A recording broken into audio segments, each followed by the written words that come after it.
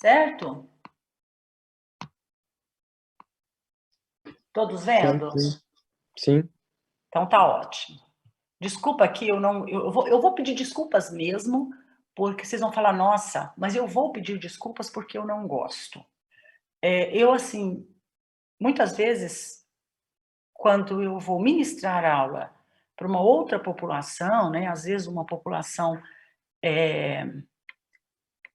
digamos, tipo assim, dar uma aula às vezes, ou num curso de pós-graduação, alguma coisa assim, e daí a titulação aqui, ó, que é o doutora, ela é importante para que as pessoas saibam que a gente tem o título de doutorado e, portanto, está apto a dar uma aula em um curso de pós-graduação. Mas eu esqueci de deletar isso aqui, porque para a graduação eu não gosto, tá? Eu peço desculpas porque eu não gosto de usar o doutora aqui, tá bom? Eu vou retirar isso depois eu deleto.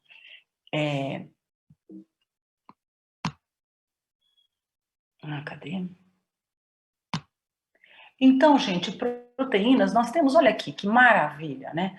Nós temos, que delícia. A gente tem proteína oriunda de vários tipos de nutrientes que nós podemos ter na nossa dieta, diversificando a nossa dieta todo dia, tá? Então, aqui tem uma dieta mista, mostrando que ela é importante. Olha aqui, mas aqui tem um pão integral, então ele pode ter um enriquecimento proteico também, né? Mas aí todas as outras coisas, vocês viram que a gente tem uma quantidade de proteínas muito grandes numa dieta extremamente diversificada. E com um detalhe, tipos de proteínas diferentes. Então, se decide comer a mesma carne todo dia, se tem proteína, tem, mas diversificar o que você está ingerindo, você também diversifica o tipo de proteína e digamos, o predomínio de uma ou de outra, de tal forma que numa dieta diversificada ao longo da sua semana, você tem a ingesta de todas as proteínas que você precisa para o teu organismo, tá certo? E aí você ingeriu proteína, essa proteína faz o quê? Como todos os outros nutrientes, ela vai para o teu intestino, passa pelo tubo digestório e vai parar lá no seu intestino. E a partir daí, então, a gente tem a absorção para a corrente sanguínea e, consequentemente, para o metabolismo, tá? Nós temos aqui, eu repito esse slide porque eu mencionei aquele dia dos nossos nutrientes energéticos, carboidratos, gorduras e proteínas, que são os 3 macronutrientes, as vias metabólicas, que são particulares de cada um deles, que podem ou chegar até o produto final na cadeia respiratória e produzir, pode não ter energia, como nós podemos também, a partir do catabolismo, gerar energia na cadeia respiratória na forma de ATP. Para isso, a gente precisa o quê? Que todas essas vias metabólicas, elas tenham, seja na via metabólica particular de cada um deles, seja lá no ciclo de Krebs, dar origem a NAD, FAD ou diretamente a ATP, e com isso também na cadeia respiratória, dar origem ao ATP direto, utilizando NADs e FADs que vão lá para a cadeia respiratória fazer a doação de elétrons, tá? Então, e ao mesmo tempo, todas essas moléculas em excesso podem ser, e nem só em excesso, que eu vou comentar isso aqui, principalmente aqui nas proteínas, podem usar a via anabólica, que é a via de síntese, e serem sintetizadas no nosso organismo. Sejam produtos intermediários dessas vias, sejam a utilização de moléculas precursoras ou vindas do metabolismo em excesso ou oriundas de moléculas que a gente chama de intracelulares, e eu vou mostrar isso para vocês já, principalmente com as proteínas, que são utilizadas, que não vêm do metabolismo, mas que são utilizadas para a síntese de novas moléculas no nosso organismo. Por que eu falo isso especificamente com proteínas? E aqui só para falar, só para recompor, então nós temos para os aminoácidos a via deles, para os ácidos graxos a beta-oxidação, para os carboidratos a via glicolítica, chegando todos ao acetil-CoA, que é o denominador comum de todos os metabolismos. Vocês estão vendo como que você tem uma dieta mista, você cai exatamente na mesma coisa.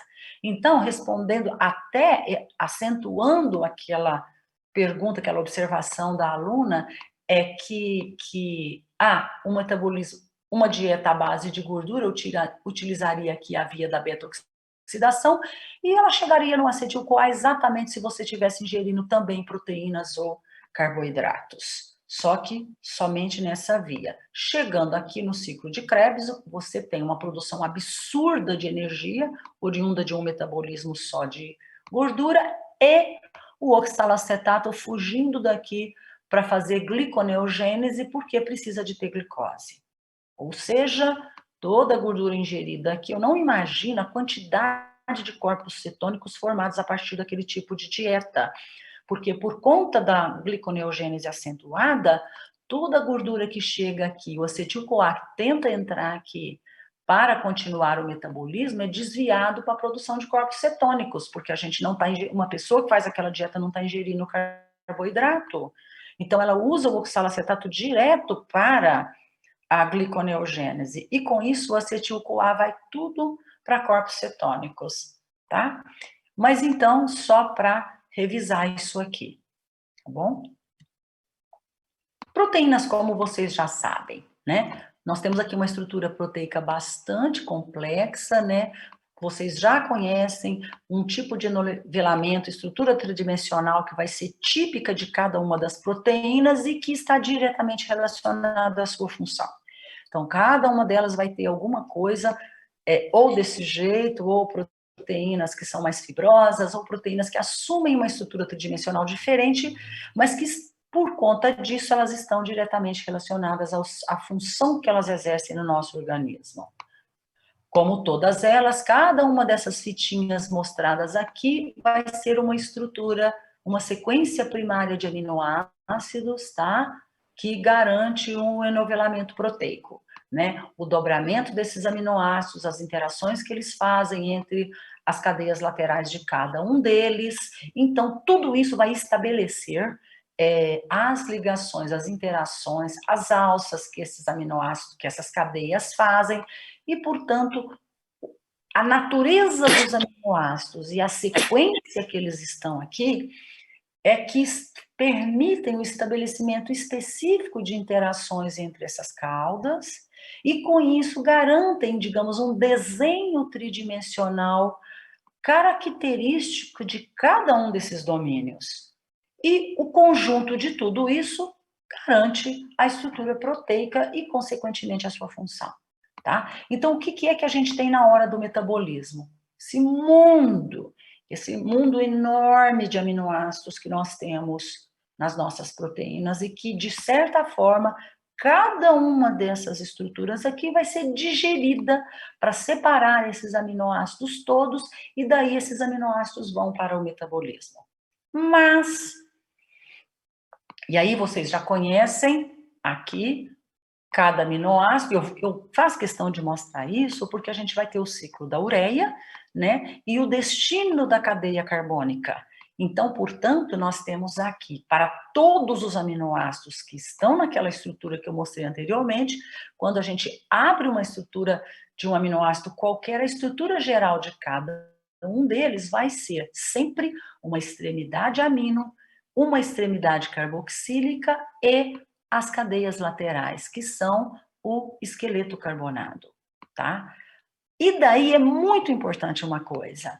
Quando a gente fala extremidade carboxiterminal, ela no fundo, ela tem na sua composição, como ela tem carbono, hidrogênio e oxigênio, ela acaba entrando, ela tem os mesmos átomos das caudas hidrocarbonadas. Ela tem, desculpa, cauda não, os radicais, né? Que são os radicais ou cadeias laterais dos aminoácidos.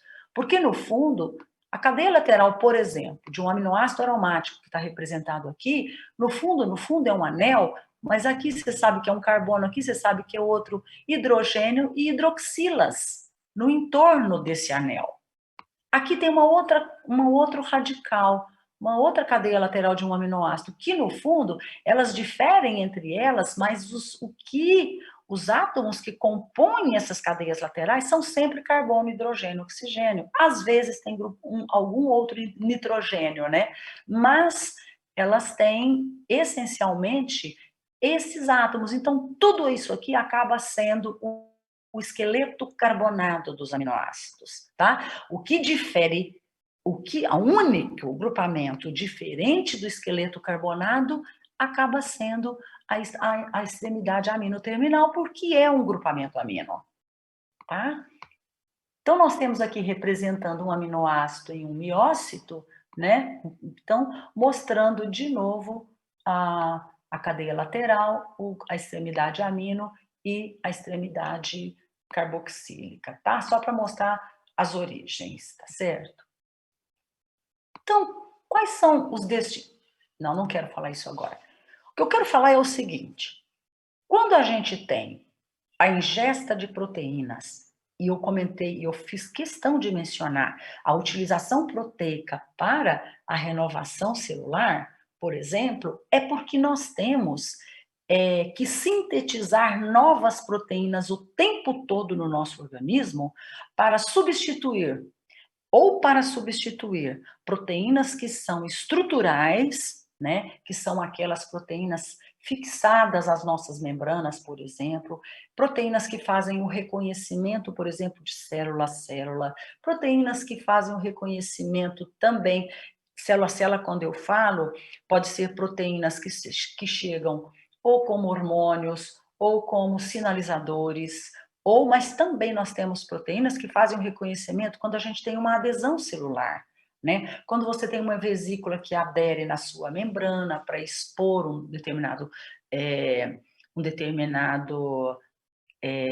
estrutura que ela carrega dentro de uma vesícula, seja um neurotransmissor, seja um outro tipo de molécula importante para uma função, seja para extravasar algum tipo de composto, ou seja, também para captar algum tipo de composto.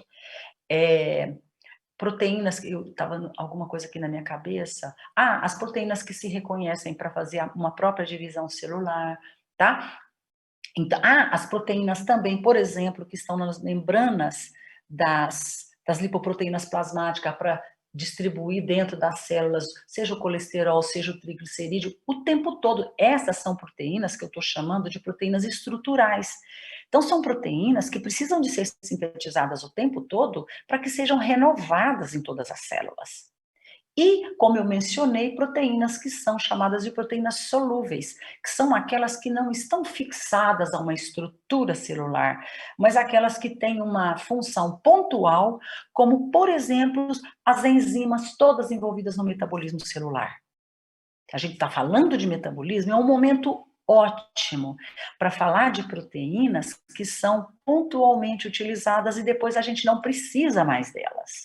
Então você ingeriu uma dieta, 2 horas após a sua dieta, você tem uma necessidade de enzimas, que são proteínas, gigantesca. Se você teve uma dieta mista, você tem proteínas na via glicolítica, enzimas da via da beta-oxidação, enzimas que estão no ciclo de Krebs, enzimas da via dos aminoácidos, enzimas que estão envolvidas nas vias da cadeia respiratória, no mínimo, durante 2 horas, é um boom de necessidade enzimática gigantesco, e depois você não precisa mais delas. O que acontece? O organismo sintetiza aquilo tudo, né? E daí, vocês que já viram síntese proteica, expressão gênica e síntese proteica, ou seja, transcrição e tradução, lá com a Márcia e a Letícia, vocês sabem que também lá, até para a expressão gênica envolvida na síntese de enzimas que vão ser usadas aqui no metabolismo, lá naquelas vias você tem necessidade enzimática. Então, eu só estou falando isso para vocês terem uma dimensão da quantidade de proteínas que a gente precisa sintetizar para garantir tudo o que acontece normalmente no nosso organismo a tempo e a hora. Então, a gente utiliza, quando a gente ingere proteína da dieta, e porque a gente tem renovação celular, a gente também tem vida média para as proteínas estruturais que estão nas nossas membranas, e nós temos a degradação das proteínas que durante um pós-dieta foram utilizadas como enzimas e depois nós não precisamos mais delas. Todas essas proteínas serão digeridas e elas vão fornecer os seus aminoácidos ou para a síntese de novas proteínas, porque eles vão ficar aqui, ó, tudo soltinho. A célula vai disponibilizar todos esses aminoácidos a hora que isso aqui for digerido, para que eles individualmente ou sejam utilizados na síntese de novas proteínas, que não necessariamente a mesma de onde eles vieram, assim como eles serão utilizados no metabolismo ou então serão degradados, eliminados. Aí tem uma coisa importante: aminoácidos eliminados. Por isso que uma dieta, às vezes, hiperproteica, à base só de proteínas, é condenada. Por quê? Vocês sabem que a gente tem o glicogênio hepático e muscular como depósito energético de carboidratos. Vocês sabem que a gente tem tecido adiposo como depósito energético de gordura, mas vocês sabem que a gente não existe no nosso organismo nenhum composto que faz armazenamento de proteína. Como fonte energética, isso não existe. Portanto, toda proteína que a gente ingerir na nossa dieta, seja em excesso, a gente não vai utilizar. Se os aminoácidos oriundos dessas proteínas não forem utilizados para a síntese, a ressíntese de novas proteínas, ou para a demanda energética, que é praticamente 10 a 15% do que nós precisamos de energia, então a gente não conta muito com proteína para a fonte energética, a gente não tem depósito energético na forma de proteína. A gente não tem depósito de proteína. Se as nossas células estão renovadas, se as nossas enzimas estão todas renovadas, todo o aminoácido em excesso que a gente consumir vai ser eliminado. E é por isso, e aí vocês já sabem que lá na academia, para o exercício físico, você não precisa da proteína como fonte energética. Porque lá você vai gastar ou carboidrato, né, ou glicose, ou então ácido graxo. Proteína, não. Então, a sua ingesta proteica, ela tem que ser cuidadosa, ela é absolutamente necessária, porque você vai sair do seu exercício físico e você precisa de proteína para a regeneração de microlesões nas suas fibras. Até como consequência do exercício, se ele for um exercício principalmente muito acentuado, que demanda um esforço, digamos, não quero chamar de abuso, mas uma intensidade de uso das fibras musculares num nível muito elevado. Imagina, você, quem gosta de esporte deve estar vendo, acabou de ter o Roland Garros, agora está tendo o torneio de tênis de Wimbledon.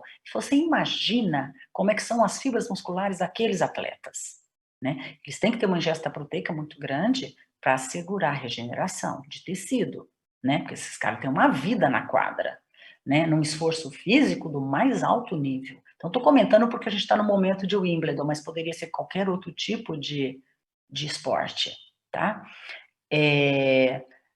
Aí você tem que ter, mas tudo em excesso, aquele exagero, muita gente toma whey exagerado. Isso faz com que o seu metabolismo seja muito acentuado para jogar esses aminoácidos todos fora. Então, uma sobrecarga renal absurda de aminoácidos que provoca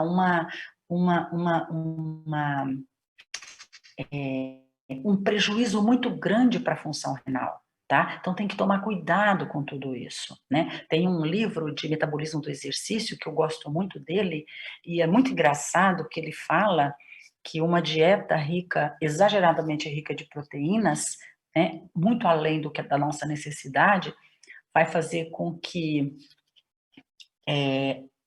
os rios que passam perto do lugar onde você digamos, do lugar onde você mora e onde são excretados toda a urina que você expele, vai ser o rio mais rico em proteínas, né? É uma frase mais ou menos assim que tem, é muito engraçado como que ele termina o capítulo, porque ele faz essa brincadeira do tipo, todo aminoácido em excesso vai parar no rio, né? E quem vai...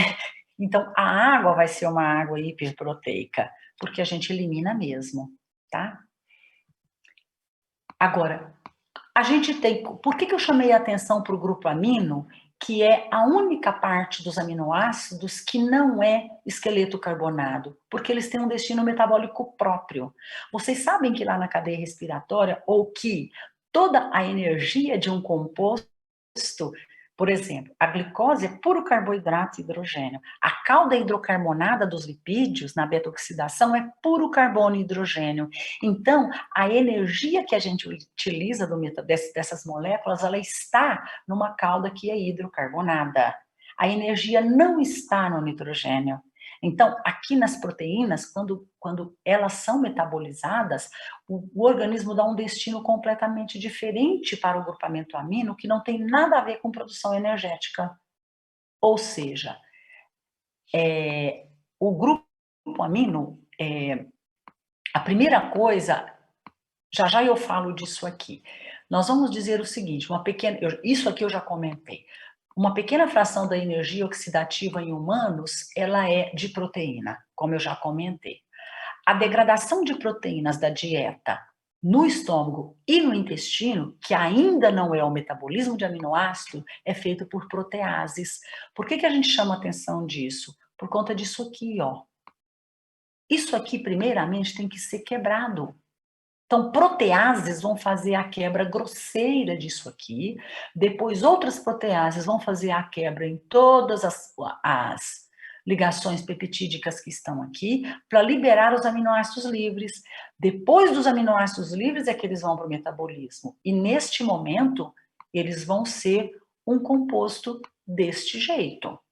Mas precisa de quebrar a proteína grande. Então, por isso que aqui está escrito proteases, como, por exemplo, a tripsina, a quimotripsina, tudo isso é que vão fazer a dieta aqui no tubo digestório, a digestão mais grosseira das proteínas, tá? E depois nós temos o catabolismo, que é a parte de degradação dos aminoácidos. Então, nós temos uma primeira fase, que é a separação do grupo amino do esqueleto carbonado. Porque o grupo amino não tem energia, ele segue um caminho diferente e o esqueleto carbonado depois vai para o metabolismo, tá?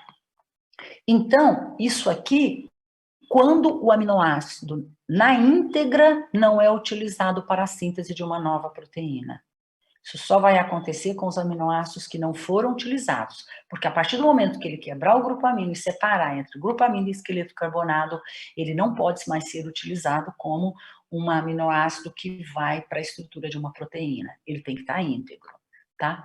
E aí, dentro desse catabolismo, nós temos o transporte do aminoácido para os hepatócitos na mitocôndria. Por quê? Porque o metabolismo dos aminoácidos livres, isso acontece na mitocôndria dos hepatócitos e mitocôndria e também citosol. Então, hepatócito evidencia que mitocôndria, porque uma parte desse metabolismo se dá dentro da mitocôndria, lá no fígado. A doação do grupo amino para uma via separada, que é a via, o ciclo da ureia. Então, todo o grupamento amino gerado dos aminoácidos, ele vai ser doado para o ciclo da ureia e ser eliminado como ureia, que é um outro grande problema da ingesta hiperproteica. É uma produção enorme de ureia que tem que ser eliminada pelo rim, né, e depois pela bexiga na forma de urina. Então, a gente tem uma produção de ureia elevada, porque se você ingeriu muita proteína, você vai ter muito grupamento amino. Isso não tem jeito, tá? Então, olha aqui. Catabolismo dos aminoácidos. Isso aqui é só uma visão geral das vias que vão seguir. Nós temos, o que a gente chama, então, por isso que eu falei de duas origens. Uma delas são as proteínas da nossa dieta, tá? Que é aquela que a gente comeu, pronto.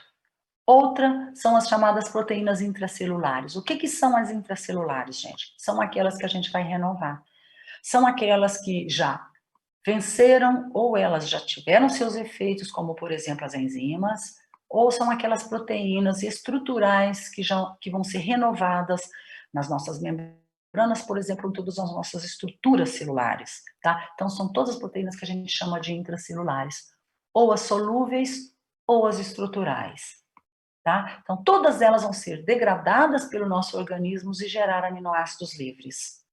Os aminoácidos livres, eles vão ser separados, são quebrados em esqueleto de carbono, também chamado de esqueleto carbonado, e o grupamento amino, tá? Que é, no final das contas, transformado, esse também é um grande perigo, porque o grupamento amino é doado para o ciclo da ureia, tá? E se a ingesta, e se a concentração for muito alta, a gente vai formar amônio, tá? O NH4+. E o amônio é extremamente tóxico. Então, para o nosso organismo, então, por isso, a ingesta exagerada de proteínas muito acima do que nós necessitamos não é tão benéfico quanto todo mundo acha. Ao contrário, ele leva a um grande prejuízo, tanto de toxicidade celular, por conta do excesso de produção de amônio, como também por sobrecarga renal, tá? Por conta do excesso de ureia, que é um produto da excreção do nitrogênio. Quando o ciclo de Krebs, ciclo da ureia não dá conta de toda essa demanda, a gente produz muito amônio. Então, imagina a produção de muito amônio e também uma sobrecarga renal para a excreção da ureia, tá certo? Tá? É lógico, como a gente precisa do grupamento amônio, não é que se ele não vem para cá, ele vai ser sempre prejudicial. Não, eu estou falando tudo num excesso absurdo, mas a gente utiliza amônio por quê? Porque a síntese de novas proteínas e aminoácidos, a síntese de novos aminoácidos pelo nosso organismo, necessitam do grupamento amino para aquela via aqui, ó. Né? Para essa via. A síntese de novas proteínas depende, lógico, de grupamento amino para sintetizar novos aminoácidos, tá? Então, a síntese de aminoácidos também depende de grupamento amino. Tudo isso acontece se for muito excessivo, tá? O esqueleto carbonado segue uma outra via, que é o resto da proteína toda, tá? Todo o resto da proteína, então, segue para o ciclo a formação de cetoácidos e depois o ciclo do ácido cítrico, cadeia respiratória para a produção de ATP, ou então vão contribuir para uma gliconeogênese, caso, tá vendo aqui um desvio, caso a gente não tenha uma ingesta mista e a gente não tenha glicose, então os aminoácidos podem ser utilizados para doar oxalocetato para a gliconeogênese, tá? E fazer desvio metabólico para a produção de glicose, tá certo? Então, esses são uma visão bem geral. Começando com a degradação de dieta, proteínas da dieta. Então, o que que a gente tem? Uma degradação enzimática gastrointestinal. Gastrointestinal porque ela começa no estômago e continua a nível intestinal.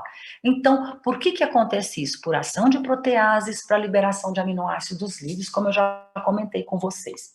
Então, a gente tem as células nas glândulas do nosso aqui no estômago, aqui tem um quadradinho mostrando toda a parede, né, do nosso estômago e, portanto, todas as sínteses de pepsinogênio, que são, vocês já sabem que o pepsinogênio, por exemplo, é um zimogênio, né, que depois vai dar origem à pepsina.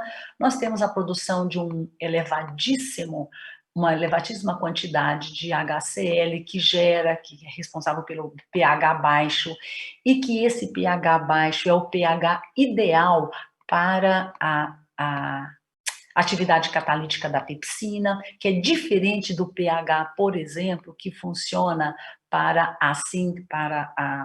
atividade enzimática de outras proteases intestinais, como, por exemplo, a tripsina. Então, nós temos aqui, a nível estomacal e a nível intestinal, nós temos aqui a ação de diferentes tipos de proteases que são responsáveis por fazer a quebra das proteínas nos seus mais diversos níveis até a obtenção de aminoácidos livres. E aqui, a nível intestinal, quando acontece a completa digestão proteica, onde aqui nesse nível, depois de passar por aqui por uma digestão, digamos assim, mais grosseira, e aqui uma digestão mais fina, somente aqui no intestino nós temos aminoácidos livres e que, portanto, a partir do intestino são absorvidos para a corrente sanguínea e levados para o fígado, para o metabolismo, tá certo? Tá? Então, isso aqui é uma digestão. E daí, essas proteínas, quando eu falo de digestão grosseira e digestão fina, nós temos proteases de tudo quanto é jeito. Quando a gente fala de pepsina, de tripsina, todas elas têm ligações peptídicas que elas têm especificidade enzimática de catálise. Então, elas vão, na verdade, quebrar fragmentos de aminoácidos, né? Mas não vão quebrar em todas as ligações. A tripsina, ela depois quebra. Ela aqui no intestino, ela vai quebrando em tudo, mas aqui no estômago, a pepsina, ela quebra em fragmentos. Ela vai digerindo a proteína em pequenos pedaços, tá? Outras proteases atuam aqui, que a gente chama, no geral, gente, de peptidases. Então, a gente tem peptidases que são chamadas de aminopeptidases, que elas têm especificidade por quebrar ligações peptídicas que estão próximas do grupamento amino da proteína. Nós temos peptidases que são chamadas de carboxipeptidases. Elas vão quebrar ligações peptídicas que estão próximas do lado carboxílico da proteína. Nós temos peptidases que são chamadas de endopeptidases. Essas vão quebrar dentro da molécula, longe das extremidades. E que, portanto, elas vão quebrar qualquer ligação peptídica dentro, no meio dos fragmentos. Mas tem uma série de endopeptidases. Algumas que têm, por exemplo, a exigência, não importa se a ligação está longe do amino ou do carboxi, mas elas exigem, por exemplo, quais são os aminoácidos que estão naquela ligação. Então, tem peptidases que vão quebrar uma ligação peptídica, onde tem 2 aminoácidos básicos, um do lado do outro. Outras vão exigir que do lado direito da ligação tenha um aminoácido, por exemplo, aromático. Então, existe toda uma exigência de especificidade para a catálise das endopeptidases. Não é porque elas estão longe das extremidades carboxil ou amino que elas quebram qualquer uma, mas elas também têm sua exigência mesmo dentro da molécula, dos fragmentos proteicos. Então, isso faz com que a gente tenha uma síntese de uma enorme quantidade de peptidases aqui no sistema gastrointestinal que atende todas as exigências necessárias para quebrar as proteínas em aminoácidos livres. Tá? Então, a gente quebra mesmo com um conjunto, não é pensar que é uma enzima que faz isso, não. É um conjunto muito grande de enzimas que nós sintetizamos o tempo todo para garantir a digestão proteica total. Elas só não quebram depois o aminoácido, depois dele livre, ele precisa de estar, ele é livre, e o aminoácido livre, mas íntegro, é absorvido para a corrente sanguínea, porque essa outra digestão vai acontecer lá no fígado, é que o aminoácido livre vai ser quebrado para o seu destino final, certo? Tá tudo ok, pessoal? Não tem ninguém fazendo pergunta? Tá tudo ótimo? Sim, professor. Sim. Então, tá bom.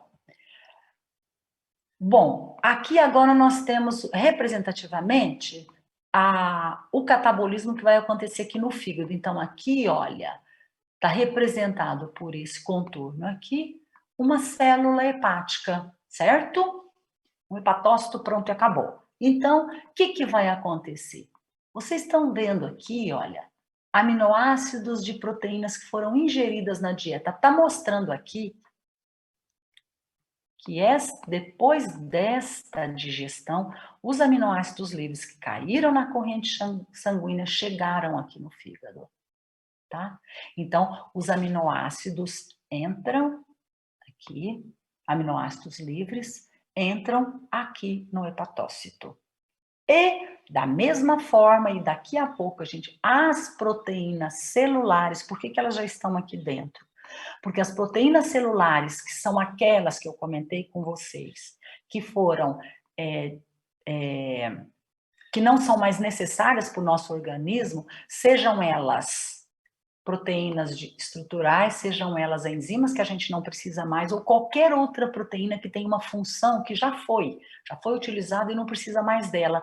Podem prestar atenção que elas chegam aqui no fígado como proteínas e não como aminoácidos, tá certo? Por quê? Esses aminoácidos que chegam como aminoácido, porque eles estão vindo de proteínas da dieta, então essas proteínas foram digeridas lá no intestino. As proteínas celulares, que são aquelas que vêm de renovação celular ou de qualquer outra função, elas chegam aqui no fígado como proteínas, tá? E aqui no fígado elas vão, então, ser degradadas aqui dentro em aminoácidos livres. Esses aqui, como chegam como aminoácidos, eles já chegam aqui como aminoácidos livres e pronto.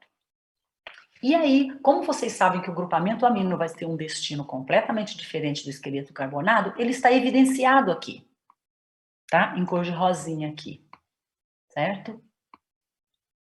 O que vai acontecer para retirar esse grupamento daqui e deixar o esqueleto carbonado livre para o metabolismo, tá? Como essa proteína, e aí, aqui eu mostrei para vocês, olha, cadê? O esqueleto de carbono vai formar cetoácido, tá? E o grupamento amino vai para o ciclo da ureia. Essa produção aqui que vai gerar o esqueleto carbonado que vem para o metabolismo é isto aqui, ó. Tá? A transformação do aminoácido em cetoácido se dá por uma reação que a gente chama de transaminação. Essa reação é muito importante. Por quê? Então, o que está acontecendo? Esse aminoácido aqui, ele está doando este grupamento amino para um alfa-cetoglutarato. Esse alfa-cetoglutarato recebe este grupamento amino dos aminoácidos que liga neste carbono aqui, é transformado no glutamato, e este aminoácido sem o grupamento amino é o alfa-cetoácido.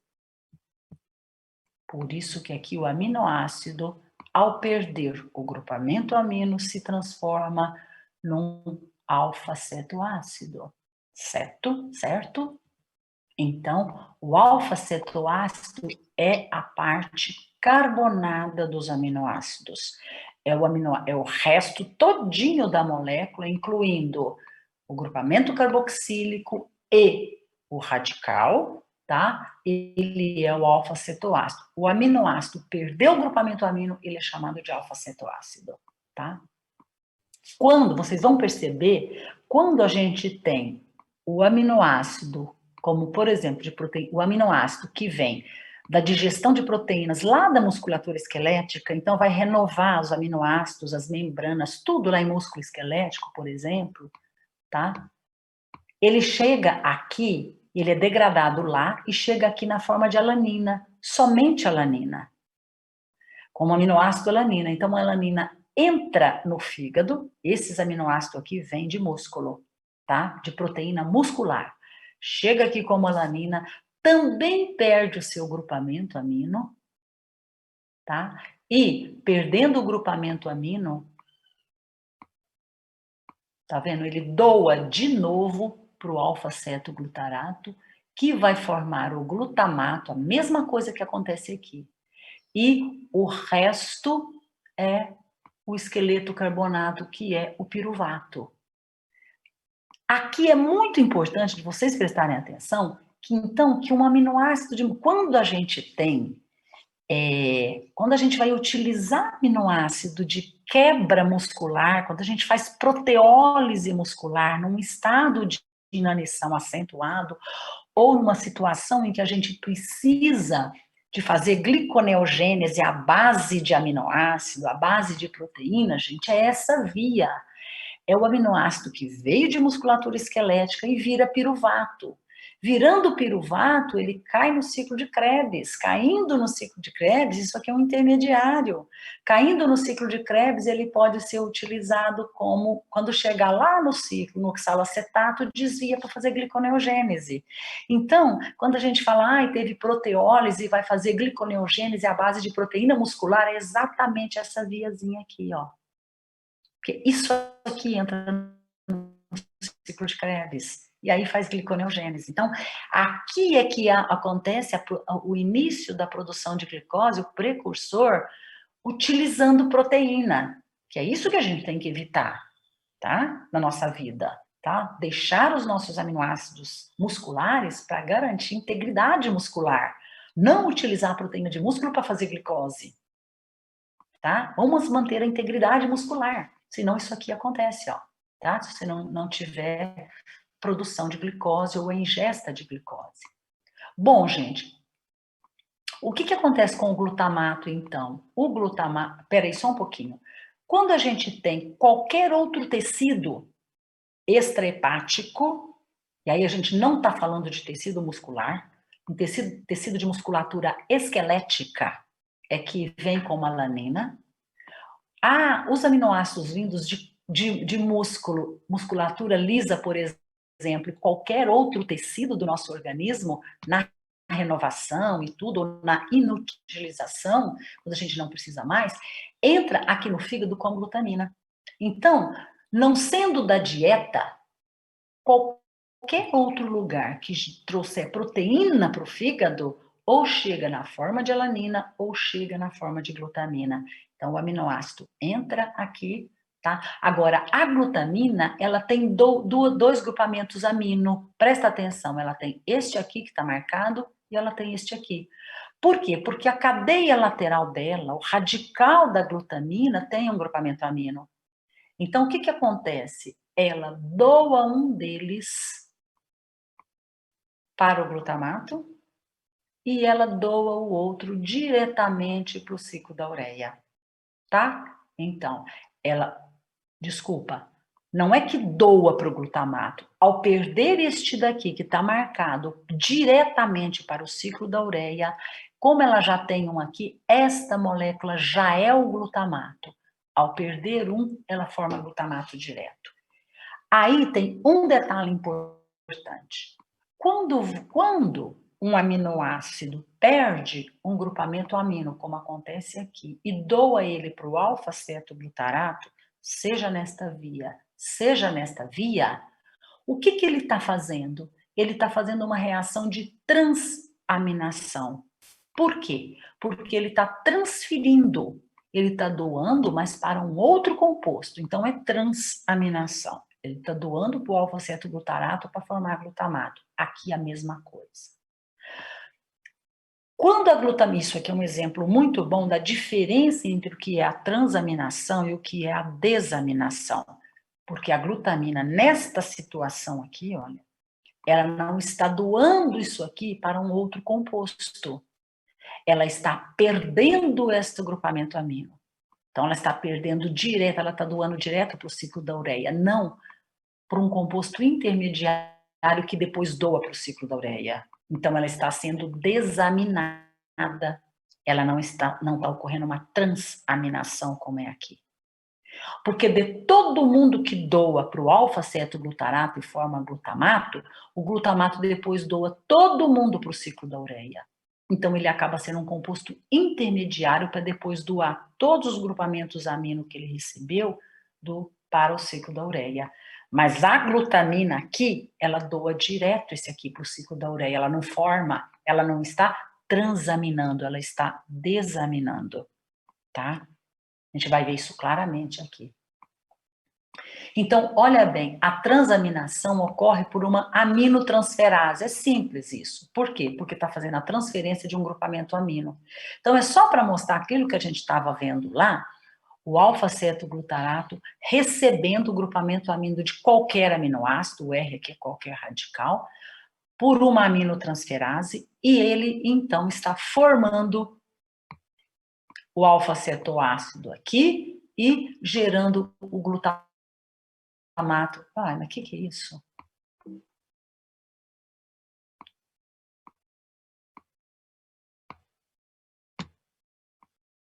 Isso. Está gerando o glutamato aqui. E essa reação, ela envolve um cofator muito importante, que é o piridoxal fosfato, que a gente vai ver aqui na reação da frente. A desaminação do glutamato, quando ele doa o grupamento amino para o ciclo da ureia depois, tá?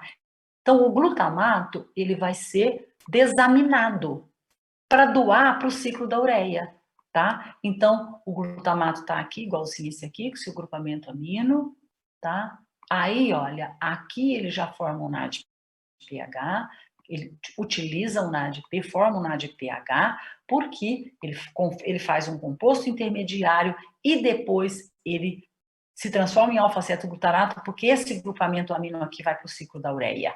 Então, quando você observa aqui, olha, todo mundo doa pro... Malu, deixa eu perguntar Oi. uma coisinha. O piruvato, ele é um alfa-cetoácido, né? Ele é um alfa-cetoácido. Ah, tá. Tá? Ele está perdendo, porque a alanina, ótima pergunta, a alanina perdendo isso aqui também é um alfa-cetoácido, porque é o esqueleto carbonado da alanina. Tá? Tá, obrigada. Nada. Então, se você prestar atenção aqui, gente, para todo aminoácido que chegou aqui, ele sempre doa o grupamento amino para o alfa-cetoglutarato. Tá? E aí o alfa-cetoglutarato é que se transforma em glutamato, sempre. Seja por aqui, ó, depois que ele recebe isso aqui, ele vira glutamato. Seja por aqui, olha, proteína da dieta, o alfa-cetoglutarato recebeu esse grupamento amino, transforma em glutamato. Então, quando o glutamato perde o seu grupamento amino para o ciclo da ureia, ele volta a ser alfa-cetoglutarato. Então, isso aqui fica... Ele recebe, doa para o ciclo da ureia, ganha outro, doa para o ciclo da ureia, ganha outro, doa para o ciclo da ureia, e assim sucessivamente, até que todos os aminoácidos são metabolizados. Então, é isso aqui, olha. O glutamato aqui recebeu do alfa-cetoglutarato, por uma transaminação, o grupamento amino de qualquer aminoácido. Formou glutamato. O glutamato aqui é desaminado. Ele perde, ele não está dando para nenhum outro composto, ele está dando o seu amino para o grupo da ureia. Então, o glutamato é desaminado. Perdeu o grupamento amino, isso aqui vai para o ciclo da ureia, ele volta a ser alfa-cetoglutarato, que está nessa condição aqui para receber de outro aminoácido.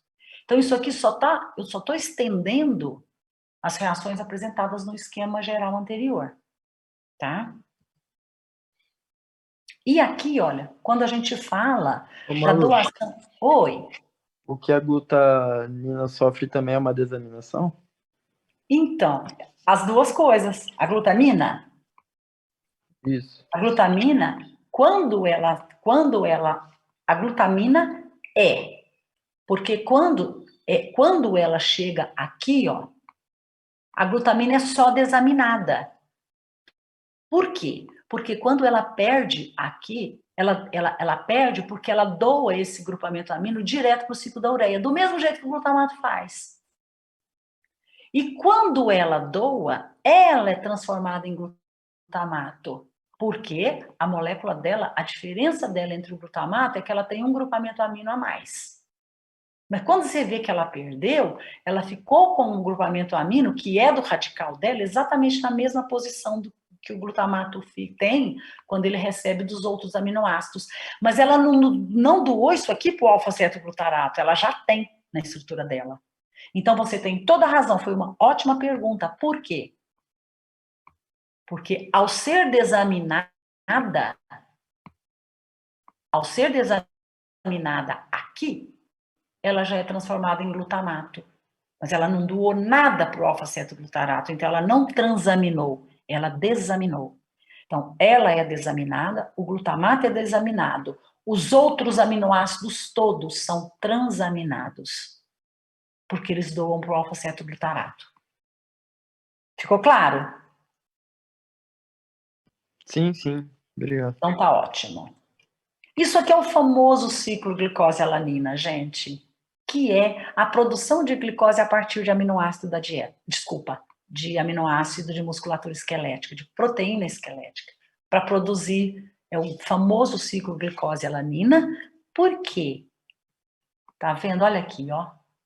A entrada da alanina aqui no fígado, vinda de músculo esquelético.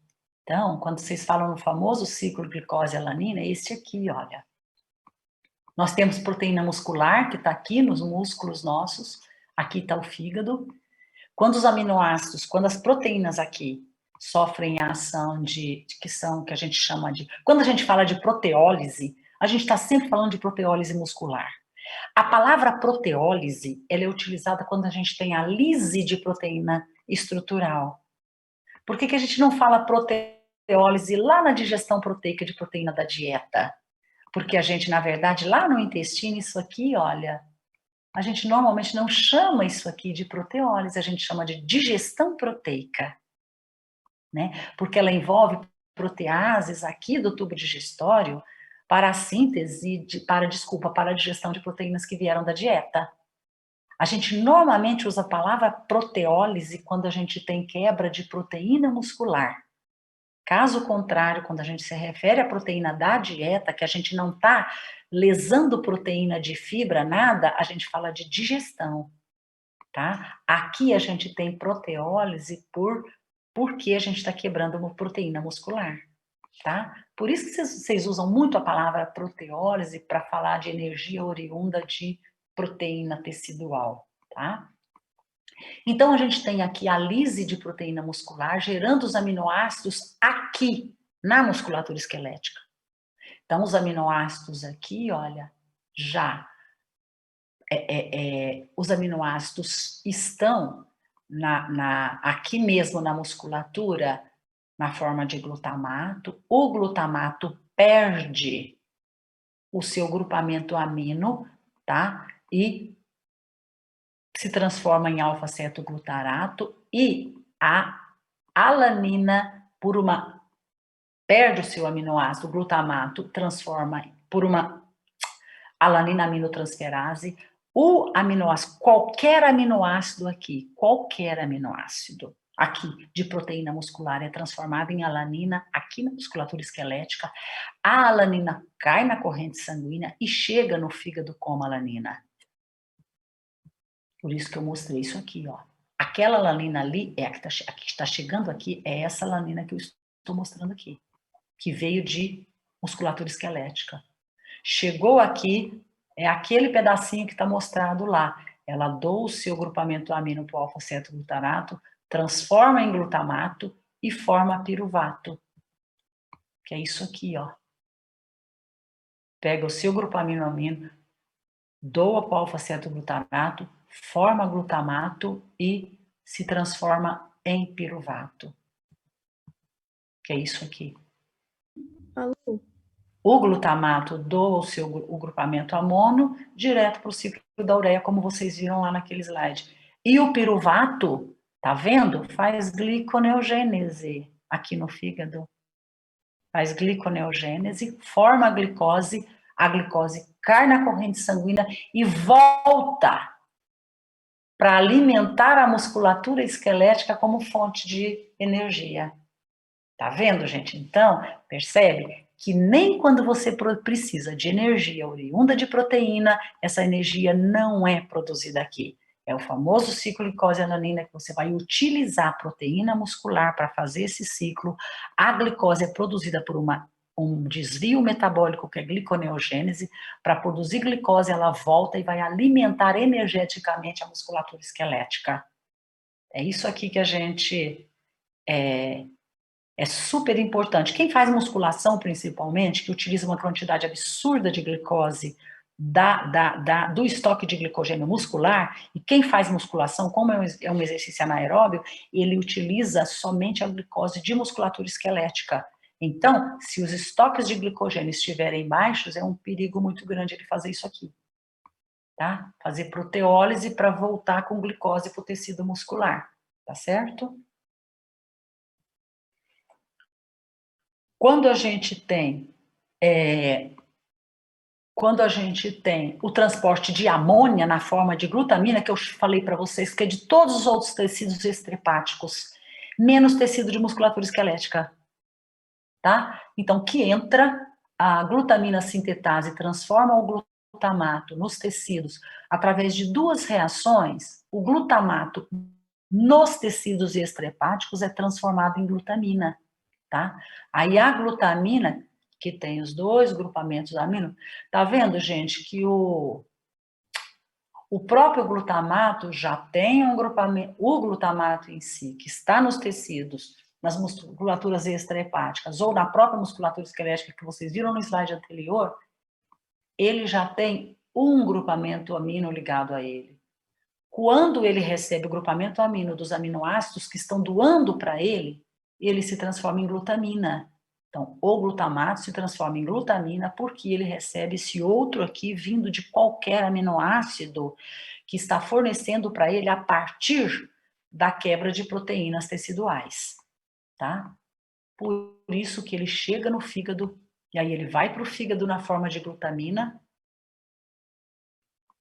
que é isto aqui, ó. Chegou no fígado na forma de glutamina, é a hora que ele faz isso aqui.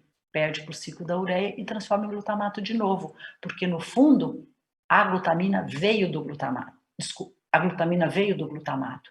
Então, ao perder um grupamento amônio para a ureia, para o ciclo da ureia, ela é novamente transformada em glutamato.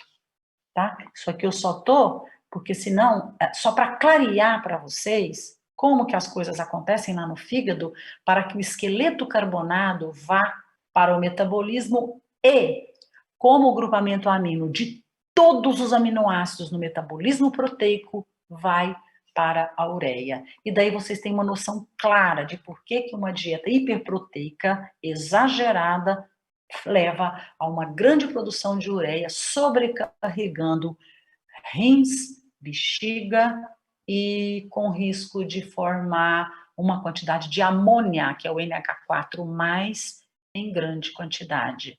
E aí, o prejuízo ser grande.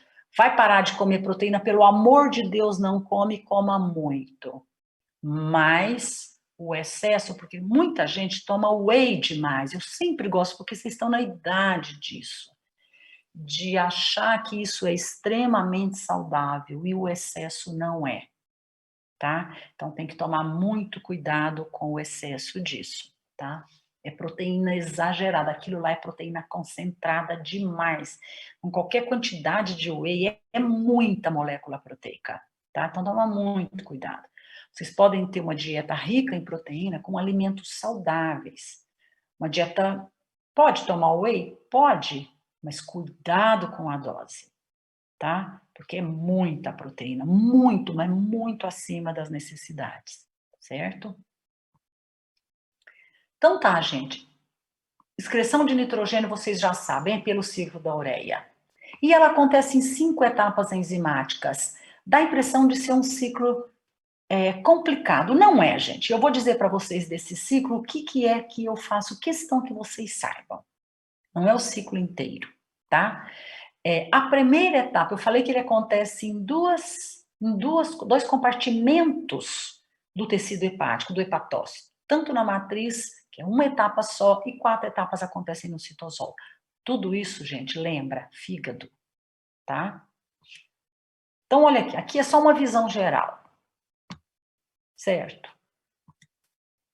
Eu vou passar, eu dividi isso aqui em pontos mais, só para mostrar o geral. Então, nós temos aqui o hepatócito. Quando isso aparece. O hepatócito, vocês estão vendo aqui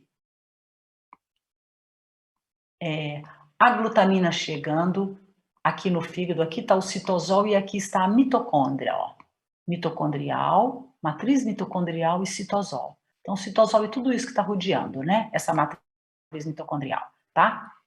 E vocês já viram lá, como eu dei em detalhes, a chegada aqui no citosol do hepatócito de glutamina vindo dos tecidos extrahepáticos, os aminoácidos vindo da dieta, tá?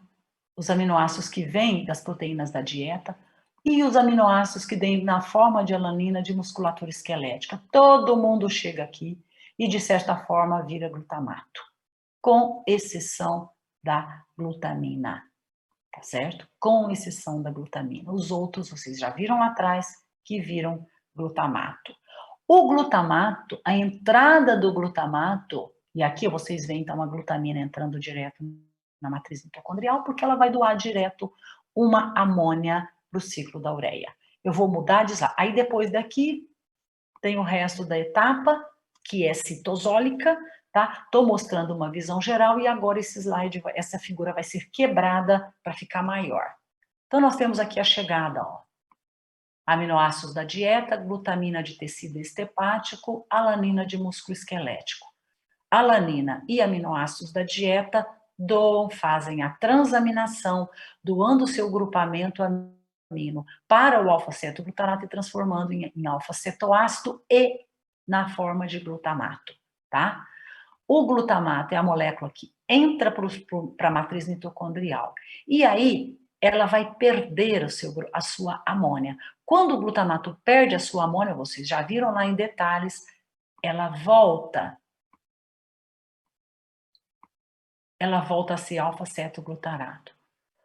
A glutamina que chega de tecidos extrahepáticos, ela perdendo o grupamento amônio dela direto para o ciclo da ureia, que ela sofre desaminação, ela então vira glutamato, que aí o glutamato é desaminado vindo daqui, ou vindo de qualquer outro aminoácido, doando outro grupamento amônio para o ciclo da ureia.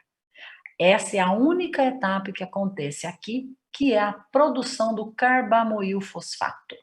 Primeira transformação, quando o glutamato doa o seu grupamento amino para o ciclo da ureia,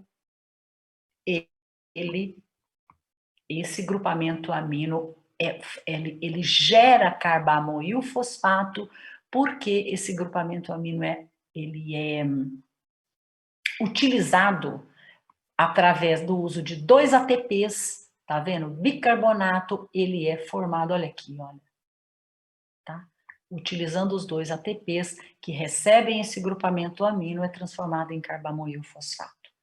Agora, essa etapa já se dá na transição, de novo, da matriz, é a única etapa formada aqui na matriz mitocondrial. Depois, isso aqui já se dá numa transição para o citosol outra vez. O carbamoil fosfato que é utilizado aqui, ele utiliza a ornitina que veio do citosol, utiliza o carbamoil fosfato e forma citrulina.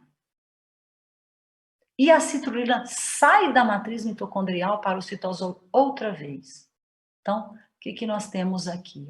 Eu vim até aqui, aqui é o citosol, a ornitina, que é fornecida pela célula, ao receber, ao se ligar ao carbamoil fosfato, forma a citrulina. E a citrulina deixa a matriz mitocondrial e vai para o citosol. Então, aqui está a citrulina. De novo aqui no citosol, tá? E aí, gente, são etapas. Essa aqui é uma etapa intermediária, por isso que ela está entre parênteses, para gerar usar o aspartato, gerar arginino-succinato. Vocês estão reconhecendo isso aqui? Arginino-succinato gerar fumarato, produzir arginina de novo. A arginina, por isso que é um ciclo. A arginina, por etapas intermediárias, forma a ornitina, a arginina, na verdade, ao ser quebrada, é onde a gente tem a produção da ureia e a produção de ornitina. A ornitina, de novo, recebe outro carbamoil fosfato para formar a citrulina, saída do hepatócito e continuar o ciclo. Por isso é chamado ciclo da ureia. porque isso é autoalimentado o tempo todo, formando um ciclo, tá bom? E quando vocês têm aqui, olha, o aspartato formado a partir do oxalacetato aqui, olha, tá? Utilizando o alfa-cetoglutarato, que veio do glutamato, com o oxalacetato, forma aspartato, sai da matriz mitocondrial.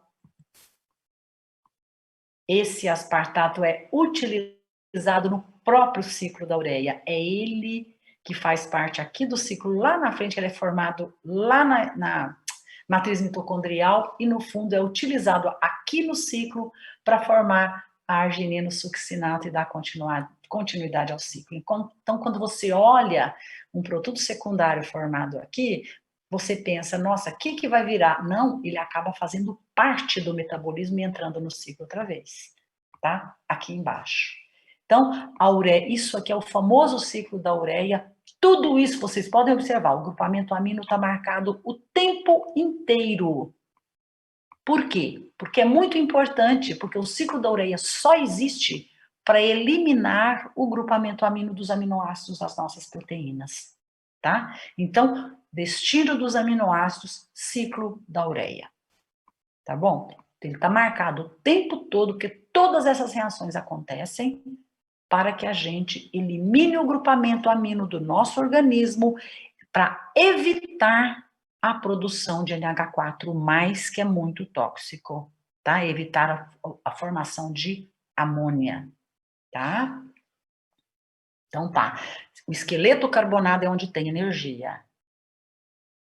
Vai para outro metabolismo. Grupamento amino vai acumulando. Então o ciclo da ureia é que promove a eliminação do grupamento amino das proteínas na forma de ureia, tá? Então ele existe para isso. Chamei a atenção para esse ciclo aqui, olha, e o fumarato, tá? O que é que vocês veem em comum? De onde vocês conhecem essa molécula? Ciclo de Krebs. Ciclo de Krebs, ok. Portanto, olha aqui. Isso aqui é famosíssimo, né, gente? Isso aqui foi uma sacada, uma descoberta maravilhosa do chamado biciclo de Krebs, ou bicicleta de Krebs, porque é a interligação entre o ciclo da ureia e o ciclo do ácido cítrico. Então, olha aqui, vocês têm o ciclo da ureia aqui, que vocês acabaram de ver, a arginina, que quando é quebrada aqui, ó, a arginina, gerando ureia e ornitina, e o arginino succinato para produzir arginina, liberando fumarato. Tá? Olha aqui o ciclo da ureia. Arginina, formando ureia, formando ornitina, tá? Arginino succinato, que como produto secundário que vocês viram ali atrás, gera fumarato, gera arginina e fumarato. Arginino succinato gera arginina e fumarato. Isso aqui, como a gente diria que é um produto secundário do próprio ciclo da ureia, e é mesmo. Joga fora? Não. Para onde que ele vai, gente? Circuito aspartato, arginino succinato do ciclo do ácido cítrico. Então, o fumarato, que se transforma em malato, malato entra de novo na matriz mitocondrial, e na matriz mitocondrial vem direto para o ciclo do ácido cítrico, tá? Ciclo de Krebs. Então, forma oxalacetato gera aspartato, e por aí vocês já conhecem, tá? Então, isso aqui é o famoso biciclo de Krebs, que é onde produtos secundários do ciclo da ureia, a gente não sabe aqui, né, gente? Também você pode dizer que um produto secundário do ciclo do ácido cítrico, como o metabolismo acontece todo ao mesmo tempo, né? Também um intermediário aqui do ciclo do ácido cítrico pode fornecer um substrato ou um produto intermediário para o ciclo da ureia. É tipo assim, quem veio primeiro, o ovo ou a galinha? Não sei, né? Por quê? Porque, na verdade, é o famoso biciclo em que produtos intermediários de um ciclo alimentam o outro, tá certo? O tempo todo acontecendo conjuntamente, tá? Tudo ao mesmo tempo, tá certo? Quem descobriu isso? O famoso Krebs, né? Que deu nome ao ciclo de Krebs e também chamado de biciclo de Krebs, tá? Que era um cara absolutamente brilhante, né? Tá? Então, pronto, gente. Aqui termina a noção de como é a eliminação do grupamento amino das proteínas, tá? Bom, e a degradação dos esqueletos carbonados? A gente até agora viu o destino do grupamento amino.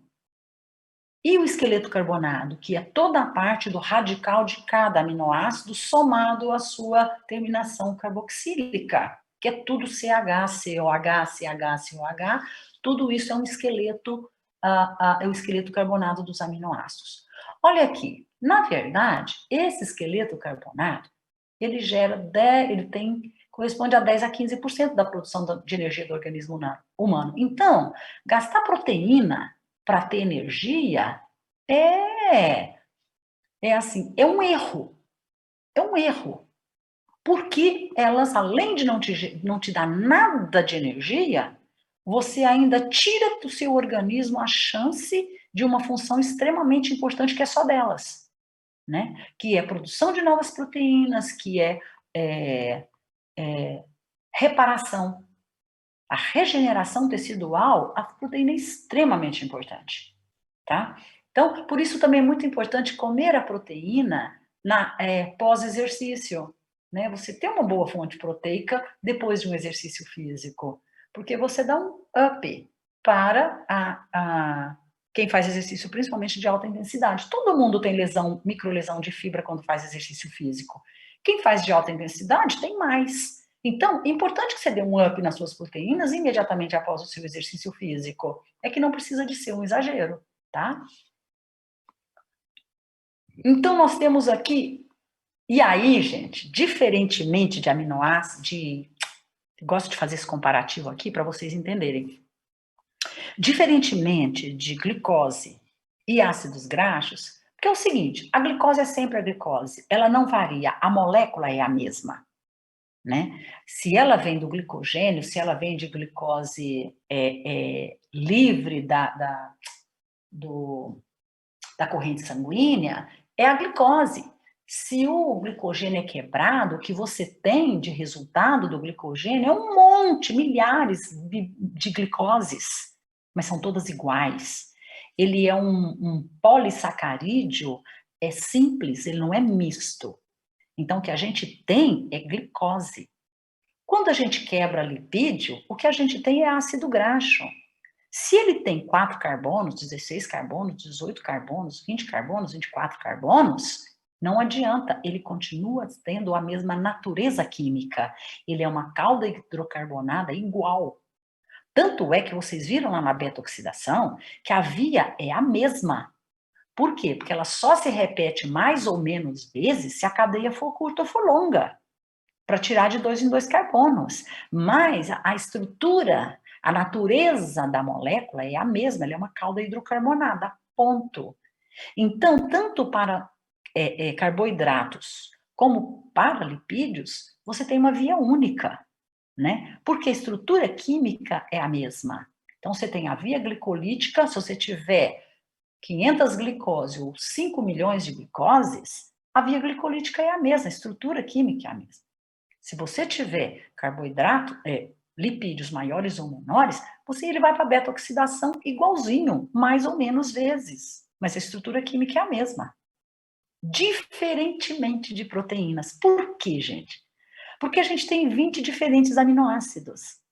Então, e a gente tem diferentes aminoácidos, tanto do ponto de vista da natureza do radical, né? A natureza do aminoácido. A gente tem aminoácido aromático, a gente tem aminoácidos ácidos, a gente tem aminoácidos básicos, a gente tem aminoácidos com grupamento tiol, SH. Então, nós temos 20 diferentes aminoácidos.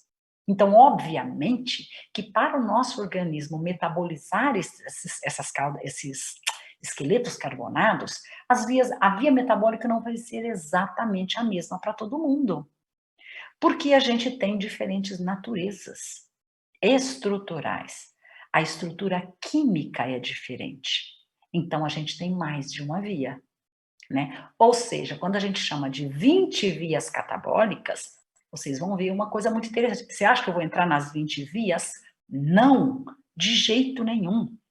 mas é para vocês entenderem que esses aminoácidos vão ter pedaços de vias, digamos aqui, assim, que serão comuns, porque eles podem ter uma diferença entre eles em apenas um carbono, mas continuar sendo, e a via vai ser igual, se ele não tiver nada de diferente de se ter 2 ou 3 carbonos. Ele continua numa via que é semelhante.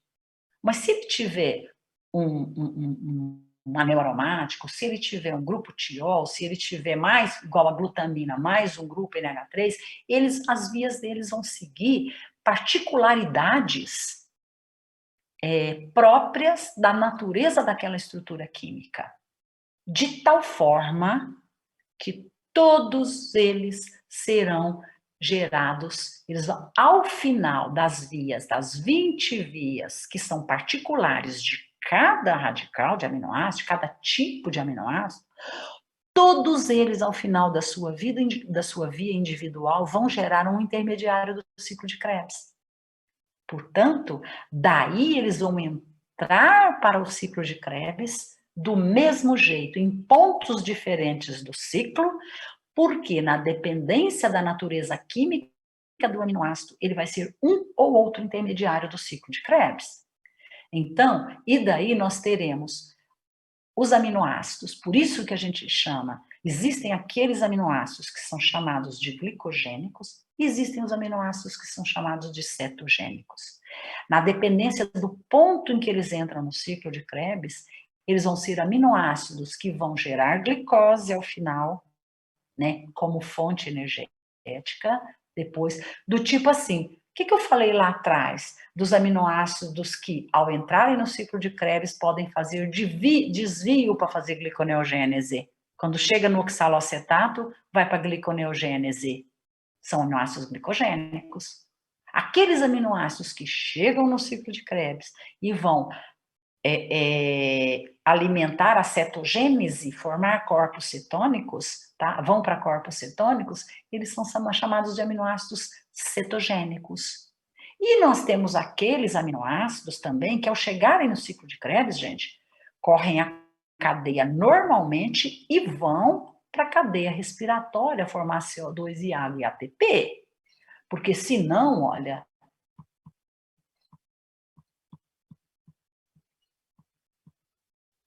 olha aqui. Por isso que eu gosto de repetir. Todos eles, aminoácidos, ácidos graxos, carboidratos, glicose, podem gerar o acetil-CoA ao final da sua cascata metabólica, tá? Particular, ir para o ciclo de Krebs. Aí, como vocês estão vendo lá nos aminoácidos, eles podem formar oxalacetato, eles podem ser, aqui, eles podem ser glicogênicos e fazer gliconeogênese a partir daqui, tá? Ou eles, porque formaram acetil-CoA, serem cetogênicos e desviarem para corpos cetônicos, ou eles também podem, lógico, ao percorrer o ciclo de Krebs, todos eles vão gerar aqui naqueles pontos que vocês já conhecem, o NAD, o FAD, um NAD aqui, não, um NAD aqui, um NAD mais ou menos aqui, um FAD aqui, outro NAD aqui, que vem para a cadeia respiratória para formar CO2, água e ATP. Tá? Então, porque eles são cetogênicos ou glicogênicos, eles não formam ATP? Formam sim, porque o ciclo de Krebs forma os intermediários da cadeia respiratória, formam os doadores de prótons da cadeia, os doadores de elétrons da cadeia respiratória. Então, é claro que aminoácido forma ATP, é que eles também geram as outras, eles também, digamos, alimentam as outras vias metabólicas energéticas, seja gliconeogênese, seja corpos cetônicos, tá? E que isso vai acontecer em situações muito específicas da nossa condição nutricional. Se a gente não tiver glicose, a gente vai usar aminoácido numa condição nutricional debilitada, a gente vai fazer proteólise muscular e vai usar aminoácidos para fazer gliconeogênese. Ou, em situações muito particulares de condição nutricional, a gente vai usar aminoácidos para proteólise e tudo, e aminoácidos para fazer para sintetizar corpos cetônicos, para alimentar energeticamente o resto do organismo, tá? Isso a gente vai ver lá na integração metabólica, na endócrina, no segundo semestre. Eu que vou ministrar isso para vocês, porque daí essas condições nutricionais vão ser extremamente detalhadas para você saber quando que você usa, quando que uma via acontece ou outra, certo? Ok, se a gente tem isso aqui, olha o que acontece com os nossos aminoácidos. Tá vendo? Eu disse para vocês ali no slide anterior que os aminoácidos seguem vias metabólicas, 20 vias metabólicas particulares, porque são 20 aminoácidos diferentes, para darem origem a intermediários do ciclo de Krebs. Então, nós temos aqui o ciclo do ácido cítrico, tá? E nós temos, por exemplo, quais são os aminoácidos que, a partir de vias particulares de degradação, originam glutamato, e vocês já viram lá que o glutamato, ao doar o seu grupamento amino para o ciclo da ureia, ele vira alfa-cetoglutarato, vocês viram lá atrás. Isso aqui é muito importante para vocês verem que acontece tudo ao mesmo tempo. Ao mesmo tempo que está todo mundo doando para o glutamato, e o glutamato do grupamento amino para o ciclo de Krebs, para o ciclo da ureia, o alfa-cetoglutarato que ele forma ou vai receber outro grupamento amino, enquanto tiver aminoácido vindo da dieta ou vindo de qualquer lugar para doar para ele, ou o alfa-cetoglutarato produzido por ele é um intermediário do ciclo de Krebs, então alimenta o ciclo de Krebs. Outros aminoácidos, olha, através das suas vias metabólicas individuais, chegam aqui no ciclo de Krebs como succinil-CoA, tá? Succinil-CoA. Vocês viram isso, por exemplo, dos aminoácidos, depois do succinil-CoA sendo alimentando o ciclo da ureia para formar arginina, tá? Outra coisa, tem outros aminoácidos que, através de vias individuais, o produto final deles é o fumarato, entrando aqui no ciclo do ácido cítrico como fumarato.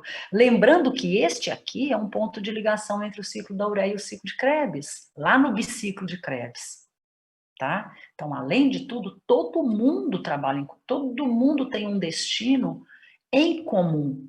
O organismo economizando um monte de energia de vias metabólicas para juntar o metabolismo, utilizar produtos intermediários do metabolismo em diferentes pontos da homeostasia metabólica, tá? Então, o fumarato também entra no ciclo de Krebs. Tudo que está marcado aqui meio cor de rosinha são aminoácidos que vão gerar, que são glicogênicos. Por quê? Porque ao passarem pelo ciclo de Krebs aqui, olha, eles vão chegar, ao correr o ciclo, eles vão chegar ao oxalacetato. E vocês já viram lá, desde o metabolismo que eu mostrei para vocês, vocês devem ter visto com a Celine também, que o oxalacetato é o intermediário do ciclo de Krebs que desvia quando forma glicose, tá? Que faz gliconeogênese.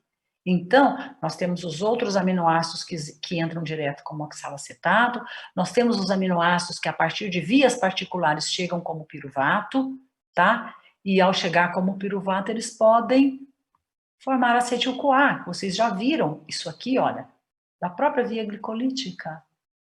Agora, todos os aminoácidos que estão marcados em azulzinhos alimentam a via cetogênica, porque eles entram aqui no ciclo do ácido cítrico já depois do oxalacetato, e que dependem do oxalacetato para formar citrato. Lembra disso lá? E que quando o oxalacetato está desviado para fazer gliconeogênese, ele não está disponível para se juntar ao acetil-CoA e produzir citrato. Então, esse acetil-CoA aqui vai, você vê que ele não passa por aqui, ele vai direto para a produção de corpos cetônicos. Vocês viram isso comigo quando eu mostrei para vocês o desvio metabólico para a produção de corpos cetônicos, quando a gente tem queda de glicose na corrente sanguínea, está no intervalo grande de dieta, está numa condição de jejum, então o nosso organismo utiliza o oxalacetato para fazer gliconeogênese. E daí o acetil-CoA vindo de qualquer metabolismo vai formar corpos cetônicos, tá? Ficou claro isso, gente? Isso aqui é a junção das coisas, certo? Eu já comentei com vocês vocês estão todos aí? Vocês querem fazer alguma pergunta? Malu, aquela parte das 5 etapas que você falou, eu achei meio confuso. O que que precisa saber daquela lá mesmo? Onde, bem? Eu acho é um pouco anterior, eu esqueci o nome do ciclo da ureia. É, o ciclo da ureia. Aqui? Isso mesmo. Tá. O que Esses você dois tem que saber? slides. Tá. Você tem que saber. Eu vou usar esse aqui, já que você já viu todos eles em particular, eu acho que se eu usar esse menor aqui, dá para eu falar tudo, não dá? Dá sim. Tá. O que você tem que saber? É muito importante. Você saiba a origem de onde vieram estes aminoácidos. Se é aminoácido de músculo, de tecido estrepático, que não seja musculatura esquelética, se é aminoácido que veio de musculatura esquelética, se é aminoácido que veio de digestão, de dieta, tá? Que vieram do intestino. Saber que todos eles produziram este composto, que é o glutamato, ou se entrou direto, e que todos eles, através destas moléculas, vão doar o grupamento amino para o ciclo da ureia. Tá certo? Tá? E se eles vieram de qualquer outro tecido, de que forma eles chegaram no fígado? Ou vindo de tecido esquelético, ou vindo de outros tecidos. Por que chegam aqui como glutamina, ou por que chegam aqui como alanina? Ou por que chegam aqui como aminoácido livre? Tá certo? Tá bom. Chegando aqui, o que é importante você saber? Que o glutamato, ele a não ser pela glutamina, ele é o denominador comum que fornece todo o grupamento amino de qualquer aminoácido que chegou no fígado para o ciclo da ureia. Tá? Isso é importante você saber. Todas essas etapas aqui, olha, eu não exijo nenhuma delas. Tá? Você tem que saber que você tem uma etapa que acontece dentro do matriz e todas as outras aqui. E que, a partir de reações intermediárias aqui, você tem intermediários do ciclo da ureia, que são um denominador comum com o ciclo de Krebs, e que é a partir desse ciclo da ureia, de um intermediário do ciclo, que você tem a produção de ureia e, para manter o ciclo, você tem o produto intermediário que vai ficar recebendo todos os grupamentos aminos dos aminoácidos que chegaram no fígado. Então, por exemplo, é importante você saber que existe a ornitina, e a ornitina é o intermediário do ciclo da ureia que vai receber todos os grupamentos aminos que vieram dos aminoácidos das proteínas do organismo inteiro, tá? E manter o ciclo. Tá certo? Isso é a essência do que você tem que saber. Tá? Obrigada, Malu. As reações particulares aqui, eu não exijo nenhuma delas. Nunca vou perguntar isso. Tá? Agora, ter a noção do que acontece. Pensa muito bem, fala assim, gente, o que acontece com as proteínas que eu como ou com as proteínas que eu reciclo, digamos assim? Tá? Eu tenho um destino para elas. Então, eu tenho um destino para o grupamento amino, eu tenho um destino para o esqueleto carbonado. O destino do grupamento amino depende da produção de ureia, o destino do esqueleto carbonado... Opa!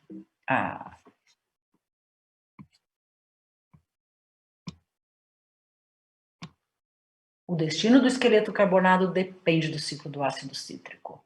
É muito interessante que você vê o ciclo da ureia como sendo o mais importante para o destino do grupamento amino. O ciclo do ácido cítrico como o destino mais importante para o destino dos esqueletos carbonados. E que os dois formam o biciclo, porque eles têm intermediários em comum. Então, no fundo, o metabolismo proteico junta os dois ciclos por conta da composição proteica, que é esqueleto carbonado mais grupamento amino. Certo? Muito obrigada, Malu. De nada. Eu já comentei. Alô? Oi. Então esses grupos aminos, antes de entrar no ciclo da ureia, tipo, eles vão ser utilizados para aquela síntese de proteínas, de bases nitrogenadas, essas coisas? Então, quando eles são utilizados para síntese proteica, eles não vêm para cá. Os aminoácidos íntegros, antes de perder grupamento amino, podem ser, eles só vêm para esse metabolismo aqui de quebrar, perder grupamento amino, o grupamento amino ir por ciclo da ureia, esqueleto carbonato vir para cá, ele só vai acontecer isso tudo que vocês viram aqui com os aminoácidos quando eles não estão sendo utilizados para a síntese de proteínas. Porque quando eles vão para a síntese de proteínas, o aminoácido vai íntegro, completo, a estrutura do aminoácido completinha. Então, as células utilizam os aminoácidos livres a partir de uma dieta ou a partir da degradação de proteínas intracelulares. A degradação acontece pela quebra, aquela quebra mais generalizada, e os aminoácidos livres são reutilizados lá no citosol para fazer a tradução, para fazer síntese de novas proteínas. Eles só são quebrados para ir para o ciclo da ureia ou para o esqueleto carbonado vir para cá, se eles não foram utilizados na síntese de novas proteínas. Tá bom? É por isso que quando você come em excesso, e eu comentei aqui do excesso de whey, muitas vezes você tem uma quantidade grande de proteínas, gerando aminoácidos para fazer síntese de novas proteínas, e mesmo assim você tem um caminhão de proteínas que estão sobrando, você não precisa delas. Aí cai tudo aqui, tá? E como cai tudo aqui, se for muito excesso, você tem a geração de muito grupo NH, muito grupamento amino e forçando muito o ciclo da ureia, forçando a excreção renal e com o risco de gerar muita amônia, tá? Então, mas antes disso aqui, tudo que você precisar de aminoácidos livres para a síntese de novas proteínas, eles serão utilizados a partir da degradação proteica do nosso organismo ou dos aminoácidos das proteínas que a gente ingere a partir da dieta. Tá certo? Eu já comentei com vocês a origem do Krebs, de onde que ele era. Lá nas biomoléculas, eu cheguei a falar para vocês? Ou não? Não me lembro, Malu. Não. Só vou mostrar uma coisa aqui.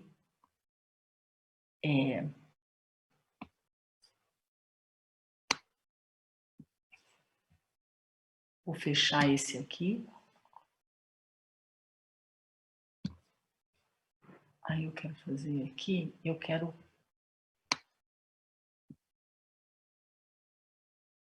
compartilhar. Vocês estão vendo essa tela? Não, Malu. Não. Espera aí, só um pouquinho.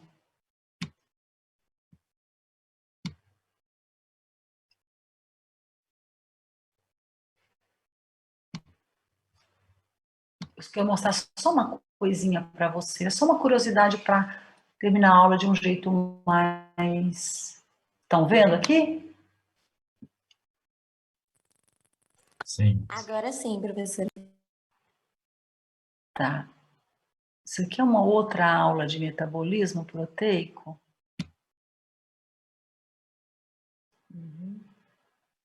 Aqui. Ah, essa aqui até tinha, que é que eu tirei. É uma outra aula. Eu nunca mostrei esse slidezinho para vocês?